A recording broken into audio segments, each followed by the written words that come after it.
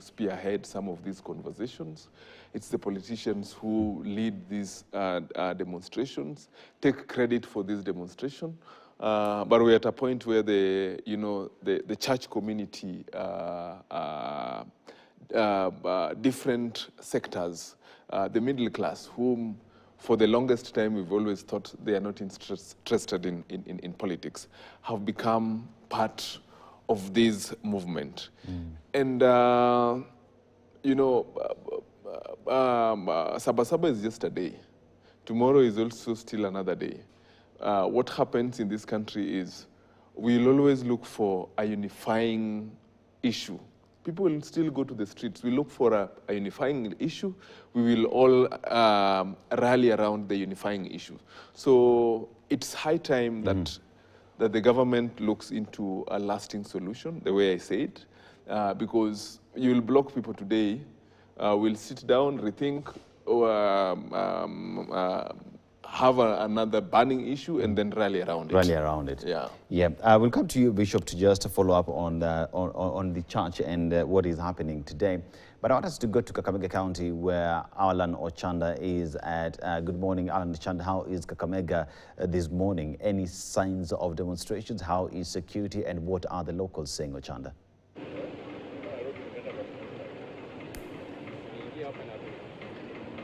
Well, Dennis, it's actually been quite calm since morning, but we can see police and security apparatus really sitting at vantage positions. You can see on your screens the borders are actually shielding them, but the security apparatus actually just sitting at vantage positions in the town here in Kakamega, in all major roundabouts, to ensure that there's actually control inflow of persons, because of course they normally in the past we've seen during demonstrations and protests, we've seen protesters really coming into town in small numbers. And so today, during the 35th celebrations of Saba Saba, remember that of course this actually was the clamor for multi-party democracy, and of course it was achieved since 1990 during the one-party era. But after the Saba Saba clamor, we saw the birth of several parties, several political parties. And so today, we've seen in the past years, we've seen the opposition really commemorating that particular celebration. But today we've seen now the protest by Gen Zs have actually caused sort of jitters. And so to just take that abundance of caution, we've seen the security apparatus really ensuring that there's actually control movement of people to and from the town here. But let's just talk to some of the residents of Kakamega here. Ndugu, maybe just tell us your name. Kama unatoka Kakamega, and today is actually Saba Saba. But you can see there's actually control the movement of people. Zile barabara kuu, kuna polisi wamesimama pale wakiweza pengine kuhakikisha kwamba waandamanaji hawafiki huko. Pengine maoni yako ni pengine unachukuliaje polisi kuwa pale na kuweza kuhakikisha kwamba wanadhibiti watu kuweza kuingia na kutoka kwenye mji? Kwanza kwa majina, mimi naitwa Stanley Mbiaha, mimi ni mkazi wa hapa Kakamega kutoka Shikomari. Na ukiingia Kakamega saa hii ukiona nyuma yangu kuna maskari wamefunga barabara. Na hii maskari kukua hapa, jambo la kwanza ni kuchochea furugu, kwa sababu siku ya maandamano ya Saba Saba ilikuwa ni kusherekea mfumo wa vyama mingi. Lakini sasa hii Saba Saba imekosa mwelekeo, kwa sababu maskari vile wako hapa hivi wanajiandaa kwanza kuleta furugu. Vijana wa bodaboda wetu ndio hawa wamekuja kufanya biashara, lakini hakuna vile watafanya biashara. Sasa sijui watafanya namna gani. Town ya Kakamega imefungwa, maduka yote imefungwa. Sasa hatujui maana ya Saba Saba ni nini. Lakini pengine watu wanahofu kwamba Saba Saba ndio ulikuwa pengine mchakato wa kuweza kuhakikisha kuna vyama vingi, lakini siku za hivi karibuni umeona siku yote ambapo kuna lile joto la maandamano, wale ambao ni wahuni wanachukulia na kuweza kuteka nyara na kuanza pengine kufanya wizi, na ndio maana pengine maduka yameanza kufungwa. Ukitizama pale nyuma unatizama kwamba maduka yameweza kufungwa, kwa sababu duka kama lile, unakumbuka juma jana waliweza kupora mali pale na polisi wameweza kufika hapa kutoa usalama. Nyinyi kama wakazi, pengine wana balance namna gani, serikali ama pengine kulinda mali ya raia, ama kuweza kuhakikisha kwamba wanaweza kucelebrate ile Saba Saba? Kuzuia hii maovu mingi, siku ambayo tumepanga maandamano kufanya, wahuni wanaingilia kuja kuleta vurugu. Si hata wananchi, ni wahuni ndio wanakuja kuharibu maandamano. Juzi tumekuwa na maandamano tarehe 25, wahuni ndio walivunja maofisi mingi hapa Kakamega na maduka na kupora mali ya watu. Kwa hivyo sisi tunasema ya kwamba serikali itafute suluhu. watafute njia ya kukaa na viongozi wa upinzani na wananchi kwa ujumla, tupate suluhu ya kuendesha nchi yetu. Sawa sawa. Asante sana. Tunaweza pia kutoa dakika nyingine kwa mkazi hapo, tueleze jina lako, unatokea wapi, na tunaona kwamba yes, celebrations of to mark Saba Saba celebrations, which was actually first done in 1990. Now 35 years on, tuna miaka hii yote wamekuwa kiweza kuadhimisha kila tarehe 7 mwezi wa 7 wamekuwa kiweza kuadhimisha. Ile mwaka huu inaonekana mambo ni tofauti. Kulingana na wewe, ulikuwepo pengine mwaka wa 1990, na kama hii miaka yote wamekuwa kiweza kuadhimisha kwa amani, mbona hii leo tuweze kuona pengine polisi wameweza kufika mitaani na kuweza kuwazuia ama kuweza kuhakikisha kwamba wanadhibiti wale watu kuingia na kutoka mjini? Kwa majina naitwa Salim Juma, mimi ni mkazi wa Kakamega. Sisi tumeamka asubuhi kama kawaida kuja town kibarua, lakini wenye tunaona sasa ni ngumu sana. Sisi tunajua Saba Saba tuna celebrate, hatukuji maandamano, lakini saa hii town yote imefungwa, kazi zime shut down kabisa. Hatuwezi fanya kazi, hata askari saa hii wamejaa kila mahali. Na hao ndio wanaleta tension mpaka watu wanafeel kuandamana. Damu ya kuandamana inakuja kwa roho yao. Mimi ningesema kama ni kuandamana ikuwe maandamano ya amani, watu wasivunje vitu za watu, wafanyabiashara waendelee na kazi zao. Wewe pengine unatokea sekta gani na pengine sekta yako imeweza kuathirika? Mimi nafanya na sekta ya usafiri. Usafiri, gari zote zimefunga kazi kwa sababu wanaogopa gari zinaweza chomwa. Sasa hatuna kazi mpaka saa hii, hakuna gari zinaingia na hakuna gari zinatoka. Kwa hivyo mmefunga kwa sababu ya hofu ya maandamano? Tumefunga kwa sababu ya hofu ya maandamano, na vijana wakiandamana huwa inatuletea shida kwa sekta yetu ya usafiri. Yes. Sawa, asante. Pengine tuweze kupata mwingine hapo. Tueleze jina, umetokea sekta gani na imeweza kuathirika ama namna gani, na pengine polisi kuweza kufika mitaani siku kama hii ya maadhimisho ya Saba Saba, kulingana na wewe unachukuliaje? Mi kwa majina naitwa Asman Juma. Kwa maandamano ya Saba Saba hii yenye imeonekana town, polisi wamejaa town sana. Hata mimi ni mtu wa matatu, nafanya sekta ya matatu, na magari zimefunga kazi pia, abiria hawaonekani, maduka zimefungwa. Sasa inaonekana leo mtu mwenye amekuja town kutafuta riziki atarudi kwa nyumba bila kupata kitu chochote, juu town yote polisi wamejaa, hakuna mahali mtu anaweza fanyia kazi. Na polisi kuweza kufika mtaani unachukuliaje? Polisi kuweza kufika mtaani ndio wenye wanafanya vitu ziande kuharibika town, vijana waande kusumbua juu kila polisi ameshika rungu wenye wako town hapa. Sasa wakishakuja town hapa, hao ndio wanafanya vijana wanaanza kusumbua town hapa, vijana wanaanza kulinga mawe na kuiba vitu za watu. Ndugu, nikuulize, umesema kwamba mna hofu kutakuwa na maandamano na uporaji, ndio maana pengine sekta yenu imeweza kuathirika. Polisi wakija pengine kuweza kuhakikisha usalama, mnasema pengine wameweza kuhitilafiana na operation zenu. Pengine mweze kutueleza kwa kina, kwa sababu unajua pengine hao wameweza kufika kuhakikisha kuna usalama, pasije pakarudiwa na wizi ulioshuhudiwa juma jana, ila nyinyi kwa mkono mwingine mmeweza pia kufunga biashara zenu msije mkaibiwa. Sisi kufunga biashara zetu, tunaweza funga biashara tusiibiwe, lakini sasa tuwezi funga biashara tuende kwa manyumba na polisi wako town. Hapa polisi ndio wenye wanaleta shida town hapa. Hakuna vile polisi watakuwa town na watu wamefunga mabiashara zao wameenda. Hapa polisi wakikuwa town hapa ndio shida na kuanga town hapa. Asante sana, asante. Pengine tuweze kupata mwingine, tueleze jina lako, umetokea sekta ipi, na nyinyi kama wakazi wa Kakamega, how do you feel that this is actually the 35th celebrations, commemorations of Saba Saba, the clamor for multi-party, it actually achieved its objective of having the multiple political parties in the country. And of course, the first party during that time was actually Ford. So we've seen the birth of several parties in the country. But you've seen in the yesteryears, we've seen celebrations of Saba Saba, to commemorate celebrations of Saba Saba. But these years is a bit unique. According to you as a resident of Kakamega, how do you take it that these years celebrations have now turned sort of these jitters of some people hijacking it into protests and maybe turning ugly like it was witnessed last week and the yestermonth? Thank you. My name is Zoyan Msoma. I'm a resident of Kakamega County. First, I want to say I'm so much confused, so much sad, because this has always been our day as politicians. And we have always urged all parties, if you have registered any party in this country, this is a day that you're supposed to celebrate, including the government party, because this is the time that Baba Raila Amolo Odinga and others, the likes of Njonjo, fought for this day. And I felt this is a day that we should have cakes all over this country in 47 counties, celebrating this day because this is a day that multipartyism was born. So I feel so bad as a resident that we've been cut out. We're having a lot of security personnel in town, making people to even get scared for nothing. So I feel so bad as a resident that this day is just gone to waste in Kakamega. But if I had a chance, this is a day that we should have a procession all over this town to Muliro Garden. Talk it out, what we feel this government should do for the people of this country. It's not a matter of throwing stones and tear gas all over. This is a day that we should have a procession of all parties, including the government party, which is UDA, in this town.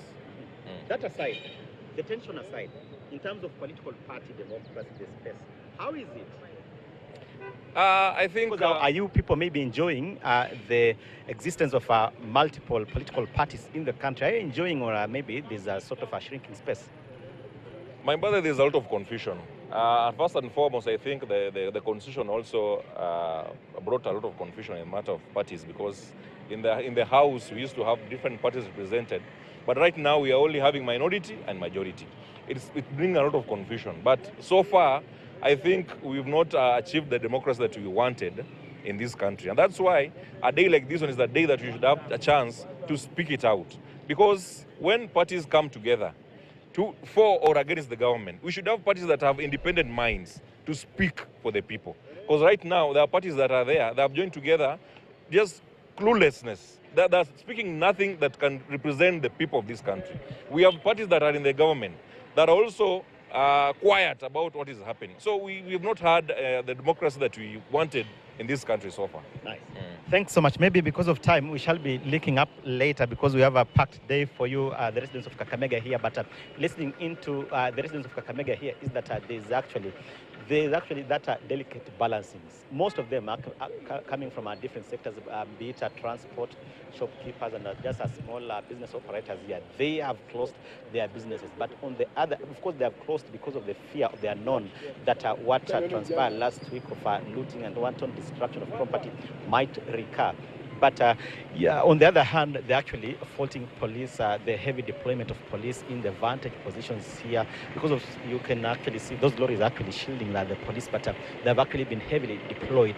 Up there, of course, on the main Kakamega Kisumu highway, we've seen heavy deployment of police. Muliro Garden has been sealed off. Only passers-by can access in and out, but there's no activities inside the Muliro Garden. So there's quite a delicate balancing act here on a Monday morning where businesses must be running here so that the economy of this particular area can really move forward. But on the other side, some of them are actually saying that yes, we are commemorating Saba Saba, where in 1990, that's also actually the clamor for multi-party. It was achieved, but there's little to celebrate about the existence of multi-party because the space is shrinking and some parties are actually now going in bed with each other and just maybe defiling the very foundation that our multi-party was actually founded on. But let's listen in to Bramwell Bwire, my colleague Bramwell Bwire, who is actually in Kisii, to just paint to us the real picture on ground. Bramwell.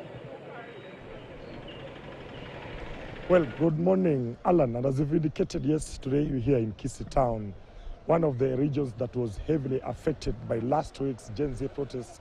We saw a lot of destruction of property. We saw the businesses in this town totally being shut down. Today, we are at the Capital Roundabout, and this is where any demonstration, any form of demonstrations starts from this particular point. We are seeing heavy deployment of security officers, all of them donning the anti-riot gears. We're talking about a number of police officers who are manning this particular point, and as we are coming into the CBD, we could also see heavy deployment of police officers at strategic points. We're talking about the Rubis police station on that Kisii University highway. That is another point that we witness a lot of distraction and a lot of unrest and running battles between the police officers and the Gen Zs who are protesting. Of course, when they were commemorating the 60 lives of Gen Zs who died the other year. But today here, we can confirm pretty that, of course, early morning, we've seen some groupings of youths who have turned up already. They were singing and just running around, but the police officer who came here have dispersed them just to ensure that normalcy returns in this particular point. But we can confirm that all the businesses in Kisii town have been shut down. We're talking about the M-Pesa shops. We're talking about the supermarkets that were heavily disrupted last week when the demos were in this particular city, in this particular town. The Shivling supermarket lost everything that was being sold in that supermarket. But today we can see that there is a lot of caution from the business community that has blocked and that has stopped each and every operation that was happening in this town. But allow me also to speak to some of the border residents who are here, and they have been running around their errands despite the heavy deployment of police officers. Labda nikueleze, utuambie wewe unaitwa nani? Leo asubuhi ndo vijana wamejaa katika mji huu, biashara zimefungika, maafisa wa polisi vile wamekuja. Wewe kama mfanyi biashara wa bodaboda, unachukuliaje swala hili, mchecheto ambao upo katikati ya maafisa wa polisi na waandamanaji? Kwangu kibinafsi mimi nimeamka kawaida kukuja kazi. Nimepata askari kwa hapa kwa round. Lakini mimi kitu naweza ambia kwa Wakenya wenye wanaandamana au agency, wakiandamana wasipole mali ya watu, waandamane na roho safi, wasiharibu vitu ya watu wengine. Hiyo ndio kitu nasema. Labda nyinyi mumeathirika vipi na huu mchecheto ambao unaendelea, maafisa wa polisi pamoja na vijana ambao wanajitokeza? Enyewe kwangu kibinafsi mimi kazi hakuna wateja.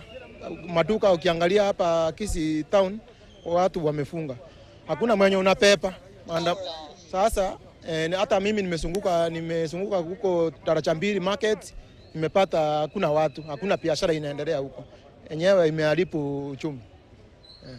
Niongee na vile kijana yuko hapo, utatuambia wewe unaitwa nani? Tunakuona umekuja leo mjini. Mbona umekuja mjini na tunaona kuna maafisa wa polisi pamoja na vijana wanajitokeza kujaribu kuingia mjini na wanazuiliwa?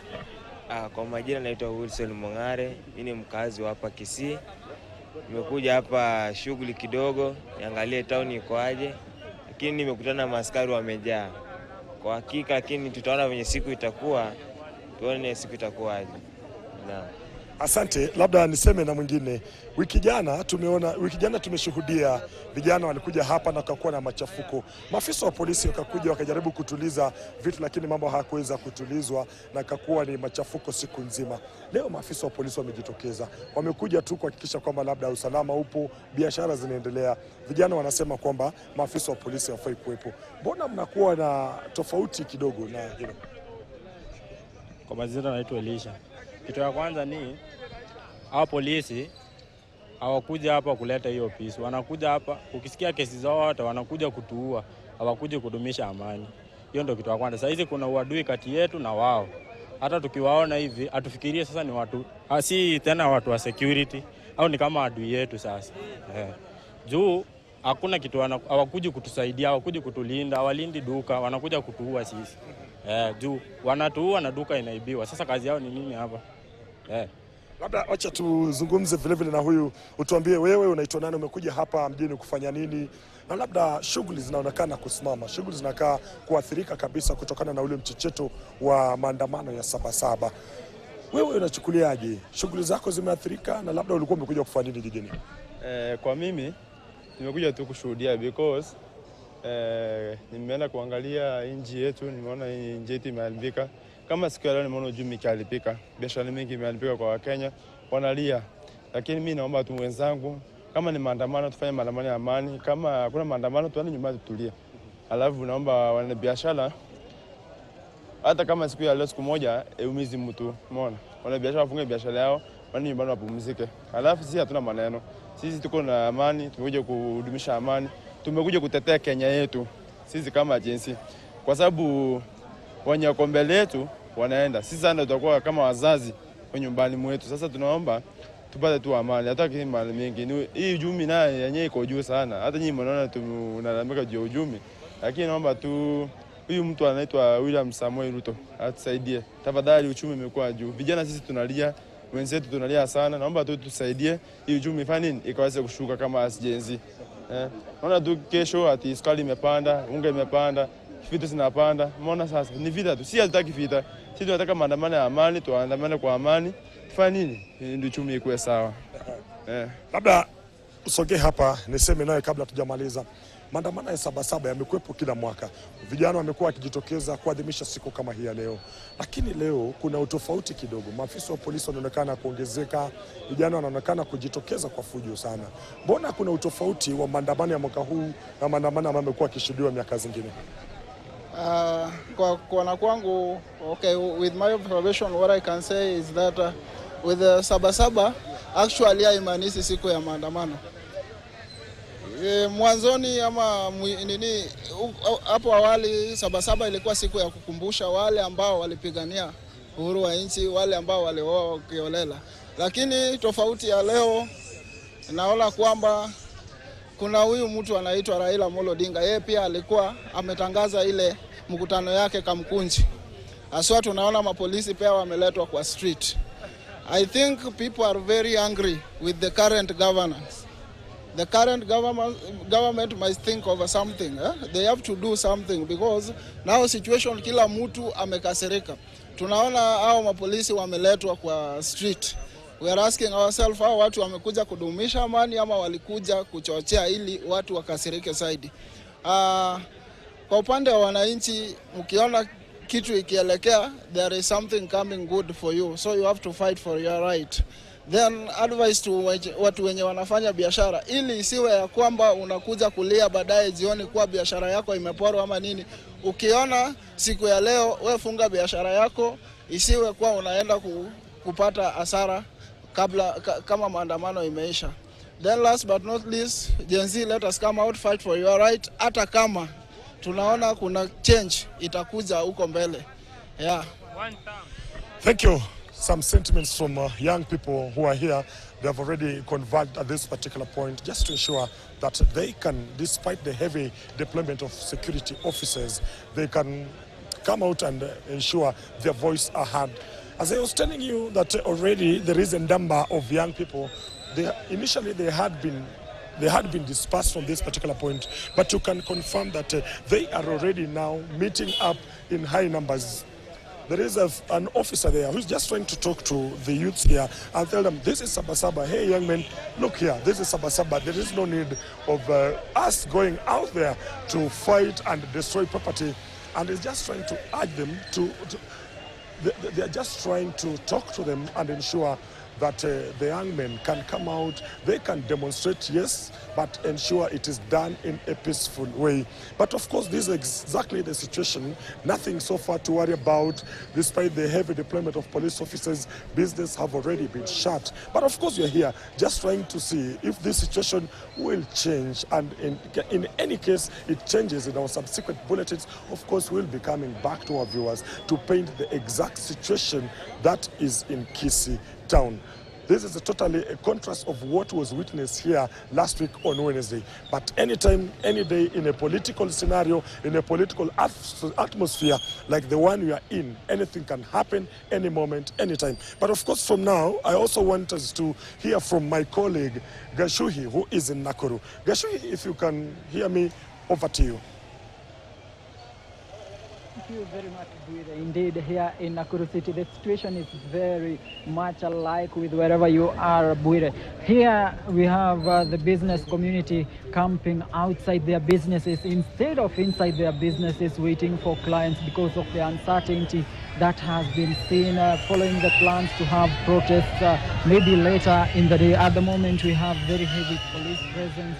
We have anti-riot police at various strategic locations ensuring that everything is going on smoothly. And with me here are some of the business persons. Pengine tukianza na jina lako utueleze pengine hii siku imewaadhiri vipi kibiashara? Kwa majina naitwa Yusuf Mohamed Haji. Mimi ni mfanyabiashara hapa Nakuru, na kweli kabisa siku ya leo tumepata madhara kubwa kabisa kwa sababu leo mji wa Nakuru imekuwa ni kama holiday. Wateja wako, wafanyabiashara wako na uoga, hata ukiangalia maduka mingi zimefungwa. Sisi hata kuliko kukaa ndani ya duka, tuko nje ndio tunaongojea wateja wetu. Wengi hata wale wateja mbalimbali wanatupigia simu, tunaambia bado mambo hayajakuwa mzuri. Kwa hivyo askari pia ni wengi, na tunashukuru serikali vile imeweka ulinzi hali ya juu kabisa. Ile maandamano mengine ya last month ya tarehe 25 hapa Nakuru ilikuwa ni shida sana. Maduka zetu zilivunjwa, tukaibiwa, na hata wafanyabiashara wengine saizi hawana chochote, na ilituadhiri kabisa. Ndio maana siku ya leo tumeogopa, tumekuwa na hofu, biashara zetu tumefunga, town hakuna watu, ni maaskari tu wamejaa. Kwa hivyo tunaomba serikali tusaidie kabisa kupambana na hii hali ngumu, kwa sababu nafikiria sisi pia tunachangia sana economy ya Kenya.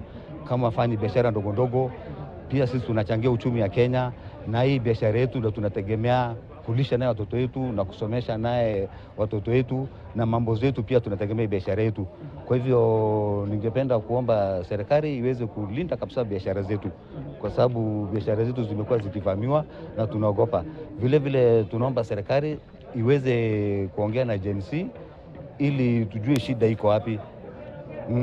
Na pengine naona kuna baadhi ya wanabiashara ambao wameamua tu kujilinda. Ni hatua gani imefanya mchukue hii hatua ya kujilinda, ilhali bado tunaona kuna maafisa wa polisi? Unajua tuliogopa vile ile maandamano mengine ya tarehe 25 mwezi wa 6, biashara zetu zilivunjwa. Sasa saizi wafanyabiashara wameamua tukuje tukae tuchunge maduka zetu isivunjwe, kwa sababu tukivunjwa tu hizi mabiashara yetu mingi ni loan. Tumechukua loan, sasa ikivunjwa tunakosa kitu ya kulipa ile loan, tunadaiwa shule, tunadaiwa, tunakuwa na shida mingi sana. Asante sana. Niweze kuzungumza na kaka hapa. Tueleze jina lako na pengine siku ya leo, pengine maandamano ama hali imewaathiri vipi siku ya leo? Kwa jina langu naitwa Gibson, wengi unifahamu kama Kibonge. Lakini kwa siku ya leo tumeweza kuathirika sana, maana biashara mingi zimefungwa. Hata mimi ninapofanya kazi katika duka hili leo limefungwa kwa sababu ile maandamano ilikuwa tarehe 25 ambao tulianza kuvamiwa sana, hata mimi mmoja kuadhiriwa, maana niweza kupata hapa guns wakijaribu kukata, lakini niliweza kuprotect ambao hawakuweza kufaulu kuiba. Na kwa sasa siku ya leo tumesema haina haja sisi tukae nyumbani tutegemea askari, maana hata askari wanapokuwa na gunzi wakuye, askari wanapotoka tu kidogo gunzi wanaingia, wanafanya shughuli zao, wanaelekea. Ndipo unaona hata watu wala wanaandamana kwa haki, hawaandamani area ya biashara na waadhuru biashara yoyote. Lakini sasa gunzi wanapoingilia kwa hiyo maandamano ndio inazidi kuwa mbaya, maana askari nao wanaenda kutawanyisha waandamanaji, hawaangalii pande ya magunzi. Na sasa leo tukasema sisi wenyewe kama biashara wadogo wadogo tutachukua hatua kwa mikono yetu. Na mimi jambo moja naomba vijana, wakati vijana tunaposema Ruto must go, Ruto must go, tunajua ndio hali ya uchumi imerudi chini mpaka nchi kwenye iko saizi si mahali pazuri. Mimi ile kitu ningependa tu kuomba vijana wenzangu, maana mimi ni kijana, sisi wote tujitoeshe kwa wingi, tuchukue ID na tuchukue kura, ndio ili tutakapoenda hata pale kwenye ballot kupiga chaguo yetu, kutafuta kuangalia chaguo, tuchague chaguo sahihi yenye tunajua hii tukiweka itatusaidia nchi. Na ingine ningependa kuwaeleza rais wetu, anapoona jambo kama hili maandamano kila kona, anashinda kila wakati kwa vyombo vya habari akisema upinzani ina fund maandamano, upinzani na fund maandamano. Na tunapotazama kama kaunti tuko nazo kaunti 47, tukiangalia kama maandamano ya tarehe 25 mwezi ulipita kulikuwa maandamano kaunti 37, kaunti 10 peke yake ndio tuliona haikuweza kuandamana. Kama anatuambia ni aliyekuwa naibu wa rais Rigathi Gachagua ndiye anafund hiyo maandamano, basi inatuonyesha kwamba Rigathi ana nguvu kumshinda. Na sasa tunamwambia kama yeye anajua yeye mkalia serikali pale na anajua chenye nafaa uongozi venye uongozi inafaa, afai kulaumu aliyekuwa naibu wa rais, anafaa kutuambia ninaweka security ya kutosha. Ingine ni kwa Kipchumba Murkomen, huyu ambaye ni waziri wa usalama, anapoambia askari unapoona mtu anakaribia polisi hiyo sio matamshi ya kiongozi, maana kiongozi anafaa kuwa na hekima ndani yake, na anapokuwa na hekima anaambia polisi, anafaa kujua polisi, linda mwananchi wa taifa ya Kenya. Kwa ile kazi amepewa ni ya kuambia askari, linda mwananchi wa taifa la Kenya. Lakini anaposema shoot to kill, hiyo ni jambo lingine mbaya sana, maana tumekuwa na CS wa security, tumekuwa na Matiang'i, tumekuwa na John Michuki, tumekuwa na Mirugi Kariuki, wote tujawahi ona akichukua hatua kama hiyo mbaya ya Murkomen. Na mimi ningependa kumwambia kama anajua sema shoot to kill, angeenda kwanza azime ile ugomvi tunaona pande za Baringo, Marakwet ya wizi wa ng'ombe. Kama angezima hiyo wizi wa ng'ombe huko, aujua ambie askari shoot to kill, unaua mwizi, tungekuwa tumekubaliana yeye amefanya kazi. Sasa, asante, shukran sana. Those are the views of some of the Nakuru residents here, and the business community is very apprehensive of what may turn up to happen later in the day. As at this moment, the businesses have been disrupted. Most of the traders have closed their shops. Public transport has also been affected, with most of the matatus keeping away from the main terminus, with only a handful of travelers. But as of now, we are still seeing the police in their numbers patrolling along the streets of Nakuru. So, and this is something that we are still keeping an eye on. And for now, we shift to Waiyaki Way and show our viewers what exactly is happening in Waiyaki Way. Over to you. Oh, thank you so much. That's my colleague from Nakuru, who is just giving us updates on what's going on in Nakuru. But right now I'm on Waiyaki Way, somewhere around Kabete National Polytechnic. And the picture that you're seeing just behind me is of buses that use the A104, which is Waiyaki Way, to, lead passengers outside of Nairobi towards the likes of Western, Nyanza, and most importantly, A104, has access to Kampala, Uganda. I've been here for the past 1 hour. It was raining chilly, around 13 degrees. I've talked to some of the passengers in the buses, and some of them are even Ugandans who are trying to, transit through Nairobi and go their way to whatever place they are going. And that's how important A104 is. And they cannot access that. That's why buses have been stopped here. They have lined up a whole around maybe 40 buses from Kabete police station down to the Polytechnic around here. And same situation when you go down this Waiyaki Way, when you want to access town around Sarit Center, there is a big barricade there by police and anti-riot police, stopping guys to access Westlands, Westlands and Nairobi town. So it starts in Waiyaki Way and goes down to Westlands around Sarit Center. But right about now I have a driver here who drives Great Rift coach. I've talked to him since morning. He's been with me since the rain was coming down, and it's cold. But habari yako? Salama sana. Yeah. Ulijipata hapa saa ngapi? Especially naona basi yako iko nyuma ya basi mingi kabisa. Mimi nilifika hapa mida saa 10:30 asubuhi. Nilikuwa natoka Eldoret nikileta abiria wangu Nairobi. Ndio. So ulirudishwa ama na abiria wako wapi? Vile tulifika pale Kangemi, tulipata hiyo barricade ya polisi na tukaelekezwa na polisi tuegeze magari kando, abiria wote washukie hapo. Na ndipoza wakatuambia tutafute mahali tutaweka magari yetu. So wewe unafanya round ya ungefaa kuingia town alafu uchukue wengine urudi? No, mimi nilifaa kuingia town hiyo masaa saa 10:30 hapo, alafu niende zangu nikapumzike ili niwe tayari kwa safari nyingine ya usiku wa leo. Ndio. So hii ina affect aje biashara? Ina affect biashara sana kwa sababu sasa usiku wa leo hatutaweza kwenda kazi tena. Ndio. Kwa sababu sasa tuko hapa, hatujui pia abiria jioni hawataweza kufika kwenye vituo vyetu ili waje kuabiri magari kwa safari za leo usiku. Ndio. Yeah, that is one of the drivers who is driving the Great Rift coach that carries passengers to Eldoret. I've been talking to some of the passengers who have left, and some of them are back in the buses.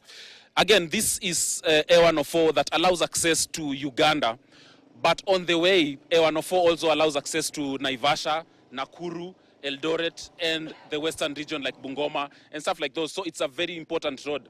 But where it starts is Nairobi. So if you are not allowed access in Nairobi, there is no way you are picking up passengers to, take them back to wherever you're supposed to go.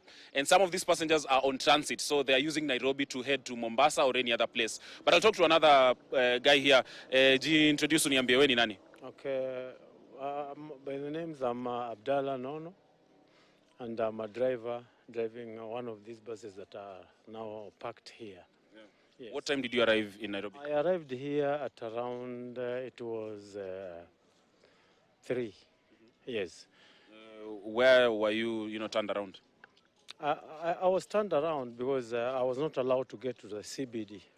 Yeah, because my vehicle usually picks passengers at country bus. But when we reached here at around that time, we found the police had barricaded the roads, we could not pass, and they turned us. And then this is the only place we found that it is safe, because we didn't know whether we could park along the road, because we didn't know what would happen after the Maandamano, yeah. So we felt that this is the most suitable place. It is safe because Kabete police station just next to us here. So that's the reason why everybody has parked here.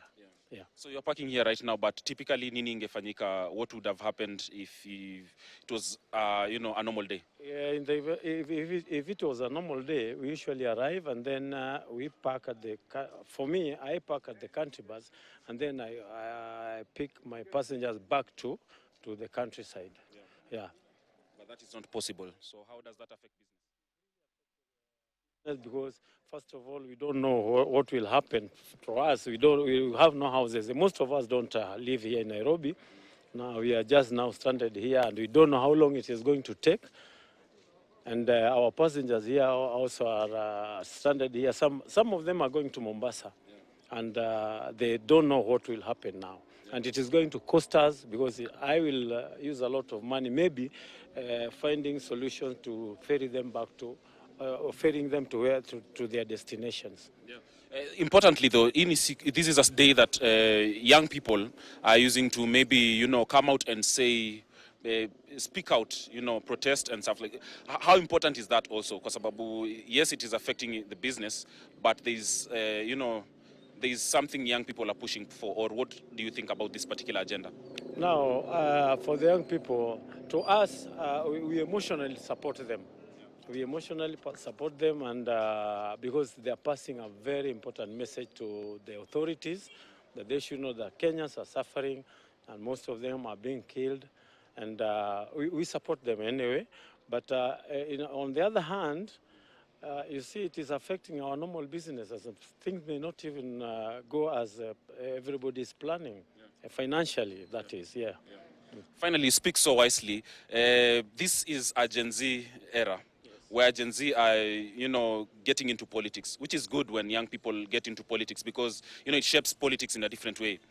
But this particular day represents a time when Saba Saba happened, and this was represented by maybe guys in your age group. What do you think about Saba Saba right now?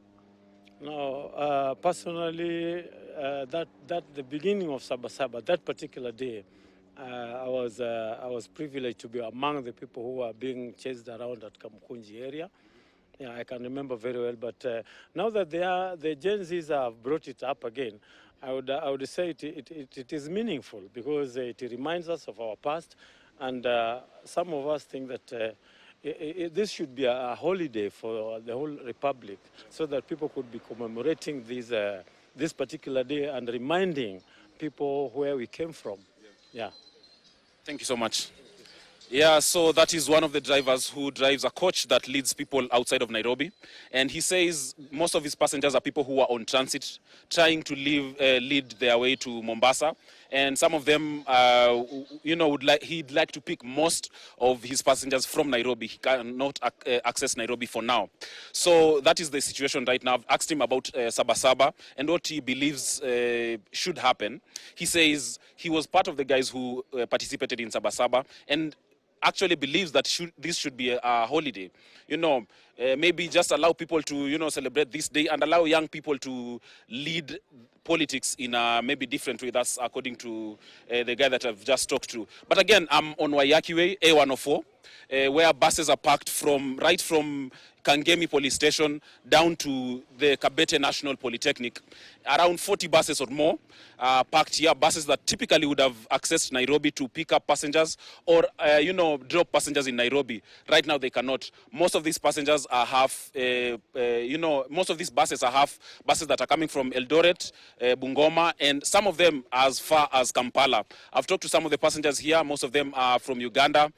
Most of them are from the Western region, and they are stranded right here, either to use Nairobi on transit or to access Nairobi and, go about their business. But for now, still cold, 13 degrees.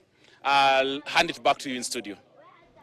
Thank you, Kelly, for that report along the A104 that is around Westland's Waiyaki Way, where buses that would be accessing the CBD, dropping off passengers, have received that roadblock, making them unable to access the CBD. Passengers back in the buses, others have found their ways to their final destinations. It is a coverage that we continue to bring to you. But then again, even as we talk about the roadblocks that we continue to see across the country, just some that we see are Guru Nanak towards town. We have Roysambu Footbridge, Ngong Road, as well as Mombasa Road at GM Motors. We have Ngong Road around City Mortuary Roundabout, Valley Road at DOD and Integrity Center, Juja Road at Pangani Interchange, and Langata Road near T-Mall.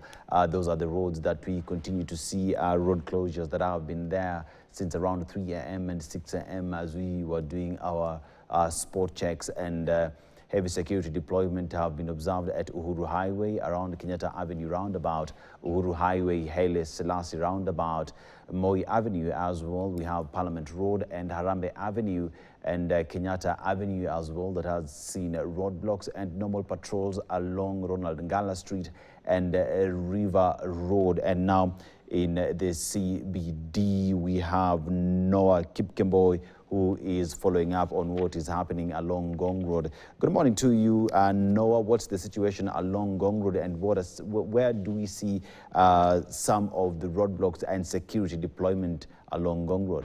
No? Then you meet per location. Travel all the way watu wamehangaika. Unajua mimi nimeshuka LCC. Well, Aseto, very good afternoon to you. I'm trying to find lots of phone calls coming in, but I'm trying to find proper sounding. We are on Ngong Road, just around Nairobi Funeral Home, and quite interesting because here activity is pretty chill. Of course, the normal blockade, we are seeing the police utilizing a particular approach where it's sort of seeped. As you come closer to CBD, everything is sieved in a manner that to reduce traffic towards that direction.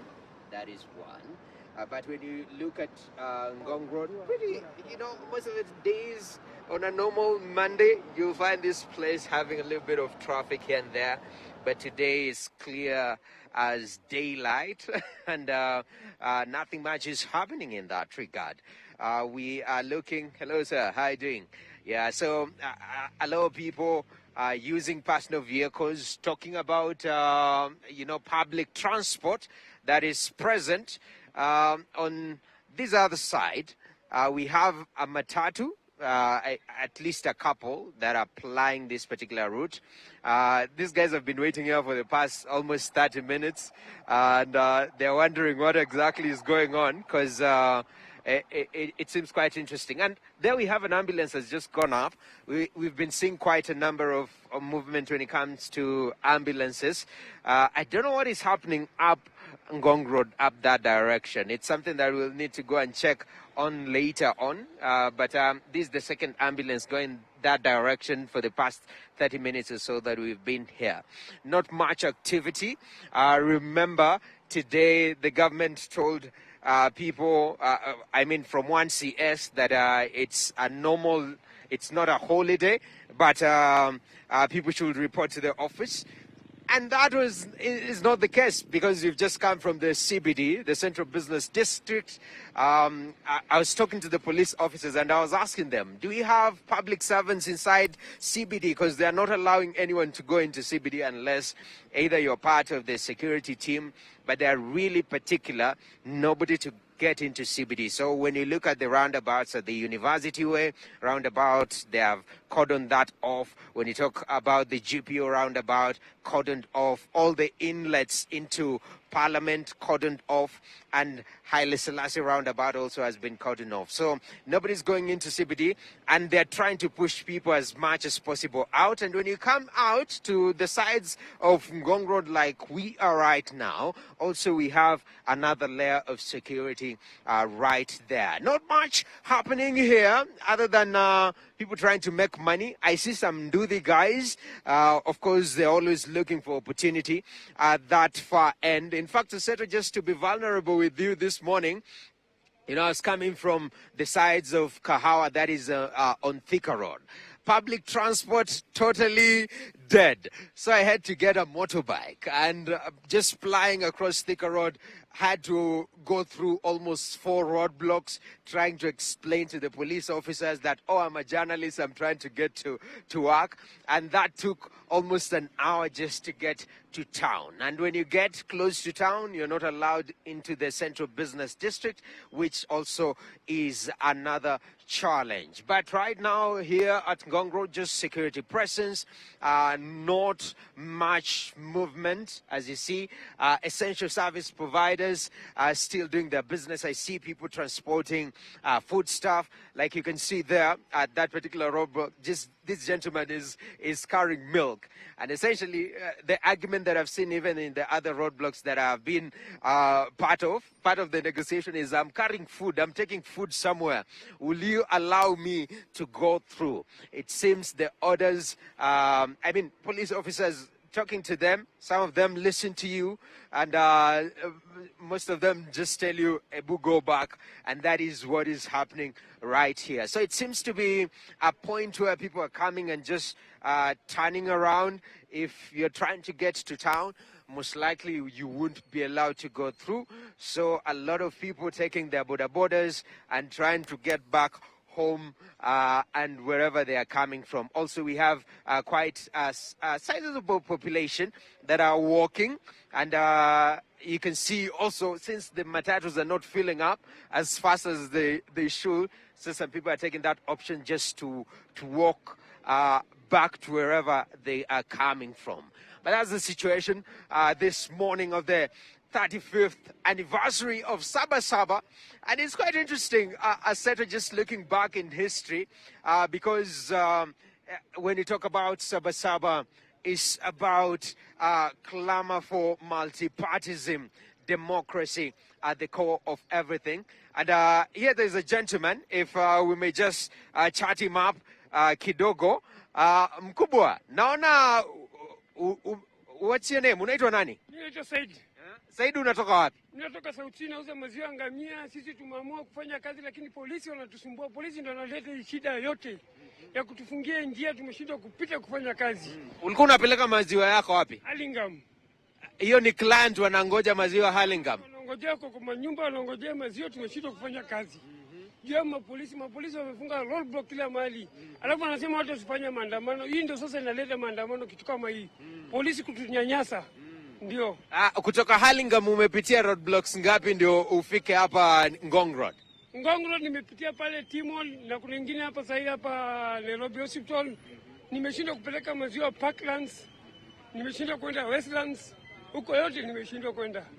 Ndio.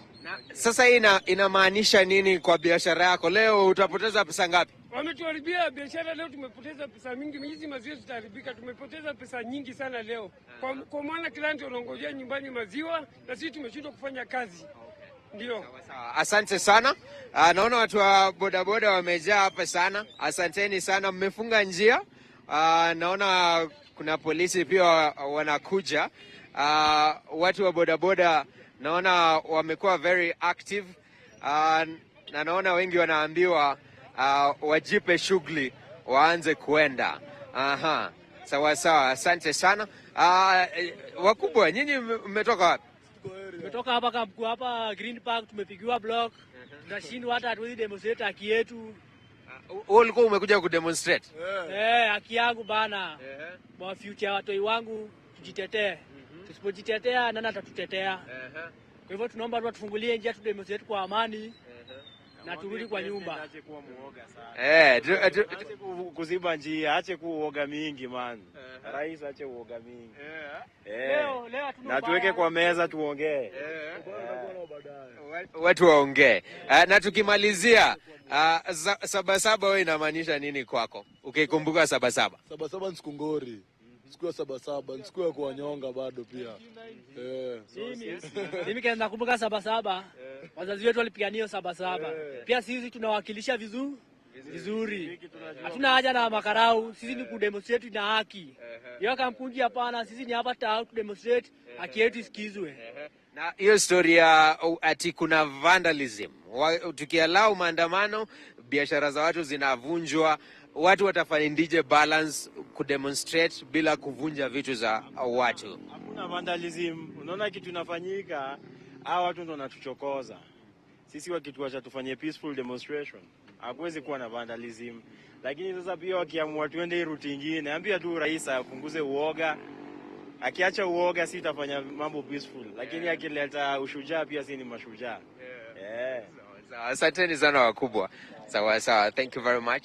So here we have some young people also who are looking to demonstrate today, but just looking at the security formation.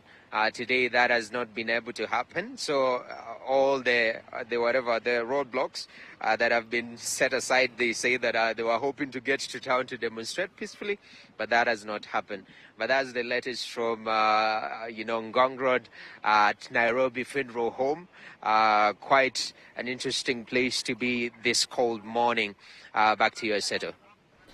Thank you, Noah, for that report. I'll continue to bring you what is happening on the ground with regard to the Saba Saba demonstrations that was to take place, but that has been thwarted due to the heavy police presence across all roads across the country. And it's a conversation that we've been having here in the studio.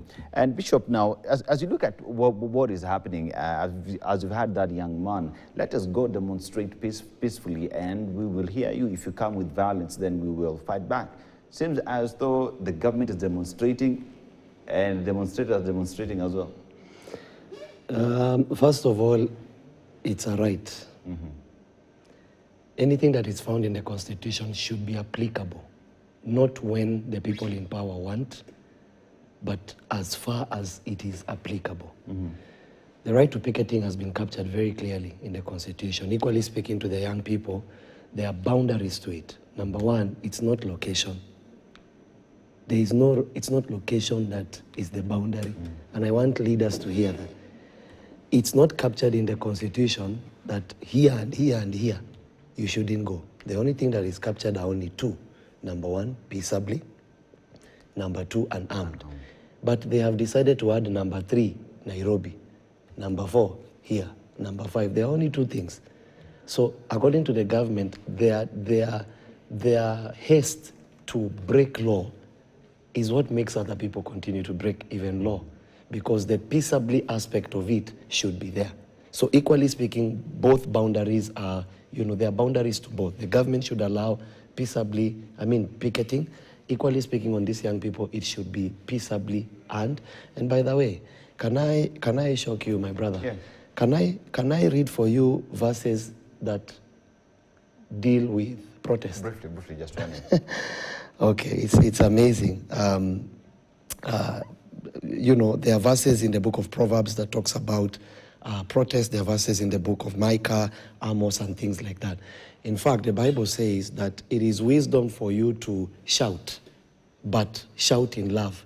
And when you shout in view of protest, you're protesting against something, then the hope of that thing that you're protesting for, it will be heard by the person, and therefore it will be changed. And therefore the view of people feeling as if, either from the security apparatus, when there is picketing involved, it's not going to ask the police, it's going to inform the police. The work of the police is to create, you know, the necessary security. Because remember, even the people that are demonstrating, they need to be protected. So people feel as if it's only businesses and what. The protection is for all Kenyans, whether the Kenyan is protesting or the Kenyan is not protesting. And therefore, if we strike this balance, I feel like when you look at things like the law, sometimes the government, they say that we should follow the law. They abscond things like court orders. And then you're telling the same Kenyans to follow court orders. They abscond things like picketing, and then you're telling, but I feel like at the end of the day, the government always fights what it doesn't at that particular time need. For example, until you come to government, and I want to ask this government, could they be doing the same if they were not in power, seeking to come to power? You remember the other day, picketing was okay because you are yet to come to power. But things change when it's no longer serving you. My advice is that whether it's the government or the people of Kenya, we should learn to uphold the law. And once we uphold the law from both divides, it becomes easy to run a nation. But if one of them breaks it, the other one doesn't see the need of following it. All right, Billion. The demonstrators have not accessed the CBD. They've not been allowed to access the CBD, whether it is in Nairobi. We've seen Mombasa, the same case, and we've seen different counties. But has the message gotten home? Thank you so much. You know, just looking at how things are unfolding, I know tomorrow the normal politicians will come and say, you see, there's nothing that happened. But the message is home. The message is clear. The police are overworking. They're doing things they're not supposed to be doing right now. We're seeing a lot of people getting stranded. And the same question, for how long? So for me, I think the message is home. It's just the consumers of the message has been slow, as Pastor John said, Bishop John said. They've been slow with digesting and consuming the message. But the message is clear. Young people from all across, you've been seeing them saying one term. Some are even just saying for fun, but some are saying, you know, this one term is just, please listen to us. If you want to lead us, listen to the people that you want to lead. Yeah, so the message is very clear, and you can hear even young people starting to say, the government omeogopa. Yeah, so you don't want to look like you're panicking. You don't want to look like you don't know what to do how to deal with these young people. Yeah. Bishop, if you look at the issues that are being raised right now, even if you go back to the 90s when Saba Saba was really hot, one would argue that all that the people are asking for is for change. And if the government picks that, the government automatically succeeds. If you look at it from that angle, the government succeeds. One would argue that all Kenyans want is for the government to succeed in its job. Would you reckon? It's very easy, as I told you. One of the advantages of a leader that desires wisdom is to study change. How change was deployed in the 1800s might probably be different from today. Like, for example, let me ask you, we have wars that took place, in old. They used to use spears and bows and arrows. But the war in our generation now has shifted, because now you can see we have things like bombs, we have things like grenades and whatever, things that probably were not there earlier on back in life. And therefore, if you're going to fight, you must first of all study the change and the location through which that place, the environment has, is building capacity. It's very easy for a government to understand only if the desire is to serve the people. Sometimes I wonder, when people are coming into power, what's really the goal? Like, for example, Mr. Billion here says that you heard him say that he was vying for the UDA parliamentary seat using the UDA flag. The question was, what is the goal? Do we have a goal prior, or the goal is to be a member of parliament? Sometimes I feel like we don't have a goal apart from getting that thing. And then now when we get that thing and sit there, then we're like, okay, so what's a member of parliament supposed to do? What's a president supposed to do? What is so hard when a leader sits down and says, wait, okay, let's assume what you're saying is true. There are tribal people. Let's assume there are people that are making the payments. Fine, no problem. Sit down with the people. Remove those doubts. let's first of all, Kenyans are not fools. They'll be able to identify, truly this is tribal. But you cannot isolate a people simply because your ideologies and your ideas do not reflect on what their views are. And a leader is there to serve the people. A leader is there to serve the people, not themselves. All right. A leader is there to serve the people and not themselves. It is a hope that with the demonstrations that would get to be heard. But let's go to Kitengela, where we touch base with Suleiman Yeri, who is there. Good morning, Suleiman. It has been a busy morning. Just what's the situation like in Kitengela, Yeri? Thank you, Aseto. We are coming to you live from Kitengela. This is a town where there has been so many demonstrations in the past since the start of the 2024 Gen Z demonstration. Kindly allow me to speak in Swahili. Hapa tupo katika mji wa Kitengela ambao upo katika kaunti ya Kajiado. Kadri unavyoona ni kwamba mji huu umekuwa ukishuhudia maandamano mara kwa mara. Kila wakati maandamano yamekuwa yakiitishwa, mji huu wa Kitengela umekuwa moja ya miji ambayo kumekuwa kushuhudiwa maandamano ambayo yamekuwa ya ghasia. Leo hii tunaona kwamba vijana wamejitokeza hapa. Tayari barabara hii ya Kitengela kutoka maeneo ya Namanga, Kisii imefungwa. Vile vile kutoka upande wa Nairobi kuingia ndani ya mji wa Kitengela, mji huu pia umefungwa, na sasa hivi hakuna hata shughuli ambayo inafanyika eneo hilo kwa sasa hivi. Vijana wengi ambao walikuwa wapo kwenye mitaa wameingia katika mji huu sasa hivi wakiwa wanaweka mawe kwenye barabara. Maafisa wa polisi ambao pia ni wengi katika eneo hili wamekuwa wakijaribu kuzima maandamano haya, kwa sababu wamekuwa wanapowekewa mawe wamekuwa wakiondoa. Lakini vijana hawa kadri unavyowaona wamejitokeza kwa wengi, na ndio unaona hawa hapa wamenizingira kwa sasa hivi tayari kuelezea kile ambacho kinaendelea katika mji huu. Kumbuka kwamba leo hii ni siku ya kuadhimisha siku ya Sabasaba, ambayo ni maadhimisho ya kukumbuka ule uhuru wa kuwa na vyama vingi humu nchini na kuhakikisha kwamba miaka 35. Kwa hivyo hapa sasa hivi vijana kadha wa kadha wamejitokeza, wamefunga barabara, hawajakuwa wakishughulika kivyovyote vile na maafisa wa polisi wakiwapatia nafasi ya kuendeleza na shughuli zao. Kwa hivyo hawa ni vijana ambao wamejitokeza kwa wingi katika eneo hili. Sijui kama unanisikia Seto, ni kwa sababu vijana hawa wako hapa sasa hivi kuhakikisha kwamba yale ambayo yapo moyoni kwao yanaweza kusikika na kuweza kunini. Tusikie kauli zao kidogo, baadhi yao ambao wako hapa. Kwa hivyo kadri unavyoona Seto, hivyo ndivyo ilivyo. Vijana wamejitokeza kwa wingi hapa katika eneo hili la Kitengela. Nirudi kwako studioni. That is the situation in Kitengela there, as the demonstrators have come to the roads, and you've been told that the roads there have been blocked with police officers trying to manage the situation, removing stones that have been put on the roads. This, as we continue to follow up on what is happening, some long-distance travelers, especially along the A104 route that is around Waiyaki Way, have been stranded. Let's just listen into what these passengers have to say with regard to the inconveniences that they have experienced the whole morning. Unasikiaje juu ya hizi maneno? Kwa sababu leo ni Sabasaba, vijana wanajaribu wanafanya siasa yao, si ndio? Lakini pia serikali venye inaihandle ni kama ina block kila kitu sasa, kibiashara na everything. Unafikiriaje? Na feel myself I feel bad because kasa hii nimepewa chakula inaharibika huko kwa boot. Ningekuwa nimepanga niende leo nipate nini kama holiday ya tu kuwa na kazi, niende nipike nilale ndio kesho nirauke. But now I'm here. I don't know when I will be at home. I'm feeling bad. I'm sorry. I hope utafika mapema enough na chakula isiharibike.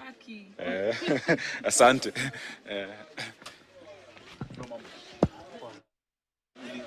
Unaelekea wapi?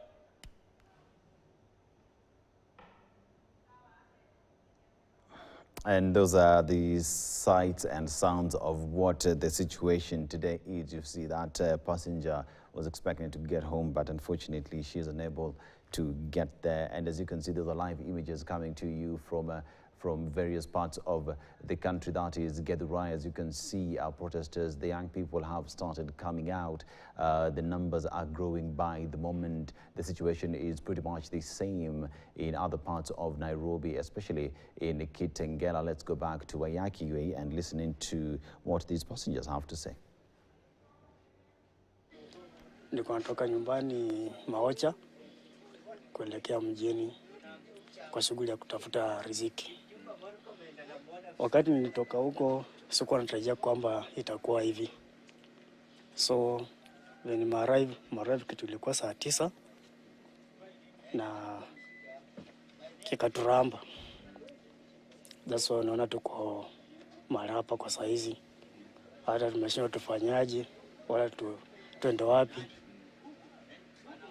Mimi naona kama tumefinywa na maisha na serikali. Sasa ningekuwa job, nafanya shughuli zangu.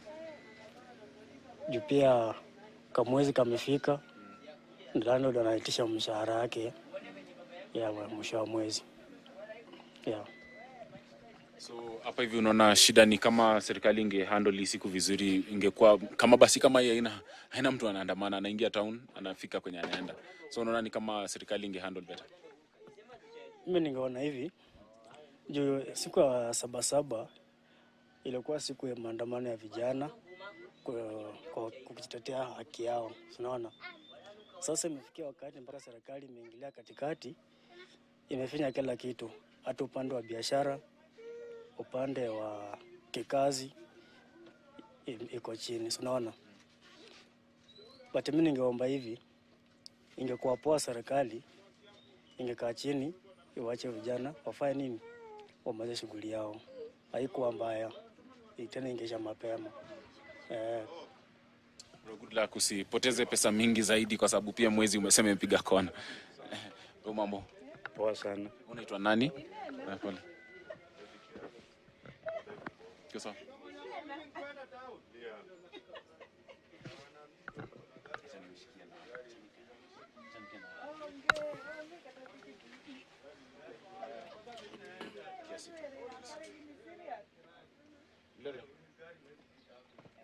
And from A104 with passengers there, let's go to Thika Road, Githurai, where we touch base with Davis Mberia. Davis Mberia, the situation along Thika Road seems to be changing. We're seeing numbers of demonstrators coming to the road. Just what's the situation like? Has anything changed from morning, Mberia? Good morning, Aseto. Yes, as you say, the situation has already changed. When we got here, the situation was calm. Everyone was just by the road looking, and businesses were actually going on as usual. But as I speak right now, everything has been shut down. The businesses here, the transport system here, and everyone is actually making their own way, lighting up, of course, the tires on the other side. Everyone has their own, of course, flags, and they have said it is starting, and up until the end of today, they will not back down. They are not going actually to relent what they say. They are fighting for their rights. They are fighting to be heard, and they are fighting for what they term as a constitutional right. I'll be speaking to some of the youth. Niaje bro, tuambie tu jina lako bro, alafu utueleze hali vipi humu ndani. Niambie tu jina, usiogope, njoo kaka. Hujambo, niambie tu jina lako ni nani, alafu utuambie. Mambo, kofiti, wewe unaitwa nani na leo umejitokeza maandamano ya Saba Saba, unazungumziaje? Mimi venye nazungumzia, majina yangu naitwa Jennifer Muriuki kutoka Githurai 45. Venye nimeona kuhusu hii maandamano ni ya bila chuki, ni amani. Juu ukiangalia hakuna mtu yote ameguza kichwa mtu, na tunaandamana kusema president must go. Kile ambacho unasema kwamba mnapambania haki yenu na kwamba ni maandamano ya amani, lakini tumeona tayari kuna matairi pale yashatiwa moto, kila mmoja anapiga firimbi, kelele. Kuna amani kwa kweli? Kuko na amani. Juu ukiona hakuna mtu mwenye anaguzwa hapa. Kila mtu ako shughuli zake. biashara zinaendelea huko, hakuna mwenye anaguza kitu ya mtu mwingine. Na wewe kama mwanabiashara umeweza kupoteza leo? Leo nimeweza kupoteza juu sikuweza kupata pesa yenye huwa napata kila siku. Shukrani sana. Kwa wale ambao pengine wanatizama, nini ambacho unahisi kwamba kinafaa kibadilishwe na kinafaa kishughulikiwe na serikali, na unahisi kwamba kwa nini vijana wamekasirika? Mimi kitu ya kwanza naambia serikali ni kwanza asikize Gen Z, asikie maoni yao. Kitu ya pili, hiyo kusema kuhusu hiyo kanisa yenye anajenga, hiyo kwanza ashughulikie. Juu venye anaendelea kuweka chumvi juu ya kidonda. Watu wamekasirika sana, na wakisema wajenge kila mtu kanisa yake hapo itakuwa sawa. Kwa hivyo asikize majenzi, na tunasema Luso must go. Asante sana. Huyo ni baadhi tu ya wale waandamanaji. Kaka, niambie jina lako, kisha leo umejitokeza kuandamana. What can you say about the Saba Saba protest today? Jina naitwa Bernard Mutua. Tunasema tumechoka na Ruto. Tunasema ni one time. Hizo pesa zenye anaharibu kujenga kanisa State House, angetafutia vijana kazi. Sisi kama vijana hatuna kazi na tunataka kazi. Na kama hakuna kazi, hakuna imani kwa hii serikali yake, ama ajitoe. Na tutahakikisha lazima atajitoa. Tunasema one time. Kile ambacho unasema kwamba ni uwezo wenyu haujashughulikiwa, matakwa yenyu hajashughulikiwa, na pia kuna kilio kwamba hamna nafasi za ajira wewe kama kijana. Pakubwa, kando na hiyo, unataka nini kirekebishwe? Sasa vijana kama sisi kama vijana, tunataka tutafutiwe kazi, tupewe kazi. Juu hizo pesa zenye anaharibu kwenda kujenga huko, angefaa kuwa sisi kama vijana ndo anatutafutia kazi. Hizo zenye 2 billion anaenda kujenga huko kanisa, sijui eti State House, anafaa kuwa anatutafutia kazi. Leo pakubwa nimeona maandamano ni mapema ukilinganisha na hapo awali venye maandamano yamekuwa. Leo ni sapa. Na leo maandamano ya leo ni kali. Nimeona kuna makundi ambayo mengine yalikuwa yanaelekea kule town, pengine kuna vijana ambao wameenda kule. Leo kuna vijana kwa maandamano. Asante. Tunasema one time. Kaka, tueleze tu jina lako, alafu leo kama kijana umejitokeza kwa ajili ya nini? Kwa majina ni Boaz Okot. Mi leo nimejitokeza kuandamana sababu bei ya maisha, gharama ya maisha iko juu, hatuna kazi, vijana wanahangaika. So ndio tunasema Ruto must go. Vijana wanahangaika, wewe kivyako pakubwa nini ambacho umepoteza? Mimi kivyangu nahangaika sababu sina kazi, sina chochote. Sasa nimekuja kuhangaika hapa ili niandamane. Juu leo ni siku ya Saba Saba. Aseto, those are some of the sentiments from, of course, the youth here, just lamenting about the economy and talking about the job opportunity which they can't access right now. They are angry and they say they'll not actually relent to what they say. They are fighting for their rights and fighting for the opportunities. So I'll be here just to keep a keen eye on what will be happening, talking to the residents, talking to everyone who has come out to protest on the Saba Saba, of course, day that marks 35 years. Back to you, Aseto.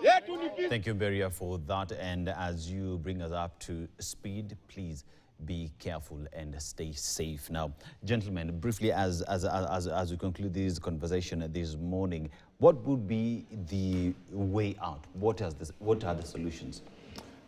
Thank you. I think my clarion call has always been listen. I think it's time for the political class to realize that there's a shift in dynamics on how people are looking at things and what people want, especially young people.